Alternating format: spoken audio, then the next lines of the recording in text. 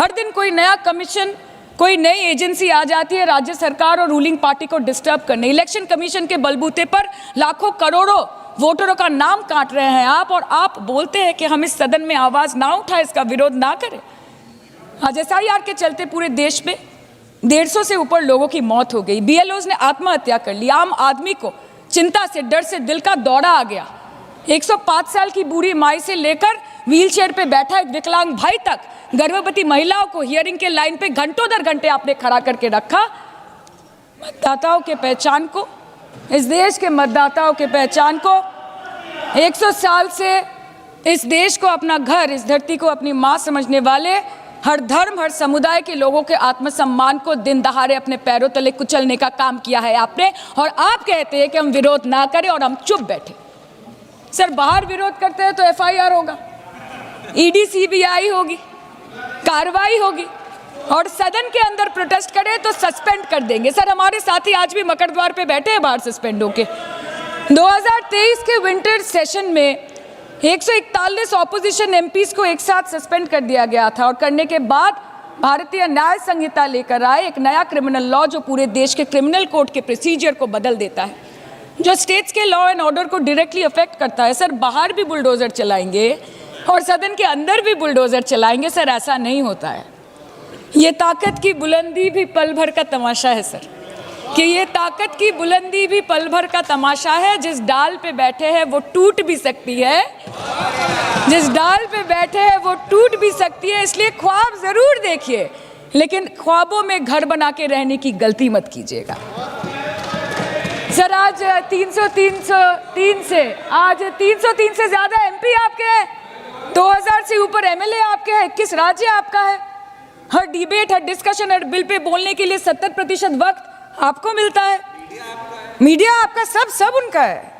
हम अपने लीडर का नाम एक से ज्यादा 2 बार बोले तो हम पे रोक लगाई जाती है, और ट्रेजरी बेंच वाले वहां बैठ के पार्टी का नारा लगाते हैं और अपने नेता मंत्रियों का नाम जपते हैं, तो तब सब ठीक है सर, कोई प्रॉब्लम नहीं है। सर, इस सदन का कैमरा, बहुत मेरे साथी बोल रहे थे कि कैमरा भी ये सब देख देख के कॉम्प्रोमाइज हो गया। बोलते हमें दिखाता आप लोगों को है। माइक जब हमारी बातें खलने लगे तो माइक ऑटोमेटिकली ऑफ हो जाती है। सर, ये पता है सबको। मैगजीन दिखाना, किताबों से कोट करना राहुल जी, अखिलेश जी, अभिषेक जी को अलाउड नहीं है, पर ब्लू आइड बॉय को अलाउड है सर, अलाउड है सर। मैं नाम नहीं ले रही हूँ, अच्छी बात बोलिए। आप सही कहते हैं सर कि देश देख रहा है, देश सच में देख रहा है कि कैसे ऑपोजिशन आ भी करती है तो हो जाती है बदनाम, और वो कत्ल भी करते हैं तो चर्चा नहीं होता। और हम मानते हैं कि LOP का सलाहकार कोई नहीं है सर, परंतु प्रधानमंत्री जी का सलाहकार बनके उनको सदन में आने से रोक दिया, ये कहकर कि महिला सांसदों से उनको खतरा है। सर, आपने तो हमको देशवासियों के सामने आतंकवादी बना दिया, और जबकि असली आतंकवादी इस देश में साइकिल चला के घुस जाते हैं और पैदल वापस चले जाते हैं, आप उनको रोक नहीं पाते। भारत पे चीन का आग्रासन आप रोक नहीं पाते। भारत किससे तेल खरीदेगा, कितने दिनों के अंदर खरीदेगा, किससे दोस्ती निभाएगा, किससे दुश्मनी बरकरार रखेगा, कोई और देश का राष्ट्रपति हमें ट्विटर पे आके लेक्चर देता है, इंस्ट्रक्शन देता है, आप उसको रोक नहीं सकते। और सदन में हम सांसदों को रोके, you feed on your ego. Sir, कृपया इतना भरोसा रखिए कि लड़ाई नीतियों की है, विचारों की है, आपके और हमारे परिवारों की नहीं, इस देश के लोगों के अधिकार की है। हाँ, लड़ते हैं हम आपसे, हम लड़ते हैं आपसे, संविधान हाथ में लेके लड़ते हैं, हाथ में हमारे तलवार नहीं है सर। हमारे देश की रीढ़ है संविधान, 140 करोड़ लोगों का स्वाभिमान है संविधान। कैसे संविधान को आप अलग अलग मंच पे लहराते हैं, उसकी किताब को ये लोग जेब में लेके घूमने का काम करते हैं, और संविधान का सम्मान, with all due respect, Congress बताएगी, जिन्होंने 1975 में देश में इमरजेंसी लगाकर सही मायनों में संविधान की हत्या करने का काम किया। आज ये संविधान का पाठ हमें यहाँ पे सिखाने आए हैं। और अगर आप संविधान की बात आप करते हैं तो संविधान सिर्फ अधिकारों की बात नहीं करता, जिम्मेदारियों की भी बात करता है। राइट्स एंड ड्यूटीज को पैरेलली लेकर चलने का काम संविधान करने का काम करता है। यहां पे आपको अपने राइट्स याद रहते हैं, आप अपने हकों की बात करते हैं, बोलने का अधिकार, बोलने का अधिकार, बोलने का अधिकार, बोलने का अधिकार। देश विरोधी ताकतों की आवाज बनना कतई नहीं हो सकता, उसे कभी नहीं स्वीकार किया जा सकता। आप बोलने की आजादी की बात करते हैं, अपनी जिम्मेदारियों का भी तो एहसास कीजिए। कितनी बार आपने इस सदन का मंच का इस्तेमाल किया, कीजिए इस्तेमाल, पर सिर्फ एक जिद पे अगर आप अड़ जाएंगे कि मैं बोलूंगा तो इस नियम के तहत बोलूंगा, मैं बोलूंगा तो ऐसे बोलूंगा, अब बोलूंगा तब बोलूंगा।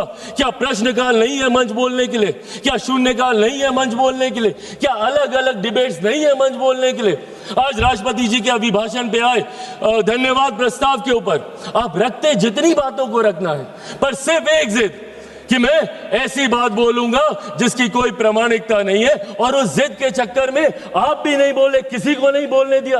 यहां सपा, टीएमसी, जो भी लोग यहां पे मौजूद हैं, इन लोगों का भी समय पूरा खाने का काम सिर्फ एक व्यक्ति और उनकी उस जिद ने, और उस जिद की वजह से आपके खुद अपने दल के नेता कितना सफर कर रहे हैं। मैं खुद, मेरे दल में 3 first timer member of parliaments हैं। मैं चाहता हूं कि उन्हें ज्यादा से ज्यादा मौका मिले। आपकी पार्टी में कितने फर्स्ट टाइमर्स होंगे, सपा में कितने होंगे, टीएमसी में कितने होंगे? सदन चलेगा तब तो बोलने का मौका मिलेगा। और कितने मौके मिलते हैं भाई? बाकियों को तो फिर भी समय मिल जाता है। जो बड़े चेहरे होते हैं वो मीडिया के माध्यम से अपनी बातें रख लेते हैं, बट कोई पहली बार का सांसद अपने क्षेत्र में दिखाने के लिए कि मैंने तुम्हारे लिए सवाल उठाया, प्रश्नकाल ही होता है। उनके पास यही 0 आवर होता है, या अगर कभी कोई डिबेट होती है तो उनकी पार्टी उनको मौका देती है, यही मौके होते हैं ना। तो इन मौकों का इस्तेमाल करने की बजाय अगर संसद में गतिरोध ही चलता रहेगा, संसद को आप चलने ही नहीं देंगे, और क्यों नहीं चलने देंगे? सिर्फ एक जिद की वजह से। और जिद पे क्या याद आता है? अधिकार, बोलने का अधिकार, बोलने का अधिकार। आपकी ड्यूटीज कहां जाती है? My right to move my hand stops when the nose of the other person starts. आपको रुकना होगा, आपको अपनी जिम्मेदारियों का एहसास करना होगा, और आपकी जिम्मेदारी ज्यादा है। आप विपक्ष हैं, विपक्ष का काम है सरकार को घेरना।